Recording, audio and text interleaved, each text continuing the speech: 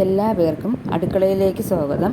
ഇന്ന് ഞാനിവിടെ കാണിക്കാൻ പോകുന്നത് നമുക്ക് കേരളീയരുടെ ഇഷ്ട വിഭവമായ പഴംപൊരിയാണ് കേട്ടോ. അപ്പോൾ ഞാനൊരു 3 വലിയ സൈസിലുള്ള ഏത്തപ്പഴം മീഡിയം പഴുപ്പിലുള്ളതാണ് കേട്ടോ, ഒരുപാട് പഴുത്തതല്ല, എടുത്തു വച്ചിട്ടുണ്ട്. എന്നിട്ട് നമ്മളേക്ക് ഇനി ഒരു വലിയ കപ്പ് മൈദ ഞാൻ എടുത്തു വച്ചിട്ടുണ്ട്.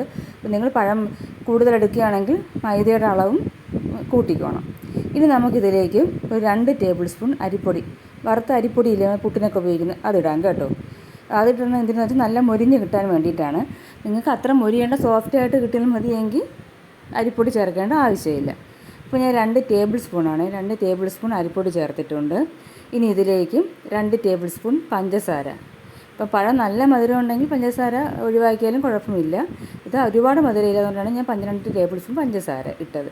പിന്നെ ഒരു 1/4 ടീസ്പൂണോളം മഞ്ഞൾപ്പൊടി, നമുക്ക് നിറം നല്ല ഒരു മഞ്ഞ കളർ കിട്ടാൻ വേണ്ടിയിട്ടാണ്. എന്നിട്ട് കുറച്ച് ഉപ്പും കൂടി ചേർത്ത് ഇത് നല്ലതുപോലെ മിക്സ് ചെയ്യുക. അപ്പോൾ ഞാനൊരു സ്പൂണിട്ട് നല്ലതുപോലെ മിക്സ് ചെയ്ത് എടുക്കുന്നുണ്ട്. ഇനി നമുക്കിതിലേക്ക് കുറേശ്ശെ വെള്ളം ഒഴിച്ച് ഈ മിക്സ് നമുക്ക് പഴംപൊരിക്ക് വേണ്ട ആ മാവിൻ്റെ പരുവത്തിലാക്കി എടുക്കണം. അപ്പോൾ ആദ്യമേ ഒരുപാട് വെള്ളം ഒഴിക്കരുത്, കുറേശ്ശെ വെള്ളം ഒഴിച്ച് വേണം ഈ മിക്സ് തയ്യാറാക്കിയെടുക്കാൻ. കാരണം വെള്ളം കൂടിപ്പോയാൽ നമുക്ക് പഴം അതിൽ മുക്കിയിടാൻ പറ്റത്തില്ല, പഴത്തിൽ ഈ കൂട്ട് പിടിക്കത്തില്ല, ഒലിച്ചു പോകും. കണ്ടോ, ഇതാണ് നമുക്ക് കറക്റ്റ് പരുവം കേട്ടോ. ഈ രീതിയിൽ കിട്ടിയാൽ മാത്രമേ നമുക്ക് പഴം അതിൽ മുക്കിയിട്ട് കറക്റ്റ് പരുവത്തിൽ നമുക്ക് പഴംപൊരി കിട്ടത്തുള്ളൂ. ഇനി നമുക്ക് ഈ പഴം എല്ലാം ഒന്ന് അരിഞ്ഞ് വയ്ക്കാം. അപ്പം ഞാനാണ് ഒരു പഴത്തിന് 3 സ്ലൈസായിട്ടാണ് കേട്ടോ, 3 ആയിട്ടാണ് മുറിച്ചെടുത്തിരിക്കുന്നത്. എന്നിട്ട് നമുക്കിനി ഈ പഴം ഈ മാവിൽ മുക്കി എങ്ങനെയാണ് ഇത് ഉണ്ടാക്കിയെടുക്കുന്നതെന്ന് നോക്കാം. അപ്പം ഞാനൊരു പാനിൽ കുറച്ച് വെളിച്ചെണ്ണ വെച്ചിട്ടുണ്ട്. നിങ്ങൾക്ക് ഇഷ്ടമുള്ള എണ്ണ ഉപയോഗിക്കാം, സൺഫ്ലവറോ വെളിച്ചെണ്ണയോ ഉപയോഗിക്കാം. ഞാൻ വെളിച്ചെണ്ണയാണ് ഉപയോഗിക്കുന്നത്. അപ്പം കുറച്ച് മാവ് ഇതിനടുത്ത് നമ്മൾ മിക്സ് ചെയ്ത് വെച്ചിരിക്കുന്ന മാവ് എടുത്തിട്ട് നോക്കുമ്പോൾ മുകളിലേക്ക് പൊങ്ങി പെട്ടെന്ന് വരുന്നതാണെങ്കിൽ അതാണ് എണ്ണ തിളച്ചു അല്ലെങ്കിൽ മൂത്തു എന്നുള്ളതിനുള്ള പരുവം.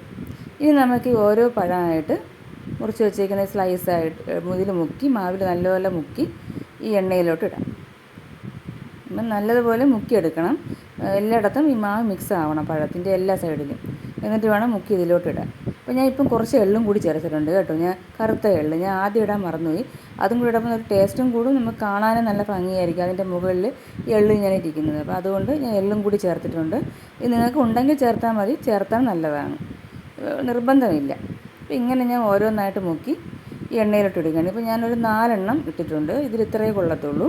ഇനി നമുക്കിത് ഒരു സൈഡ് മൂത്ത് കഴിയുമ്പോൾ മറിച്ചിടാം.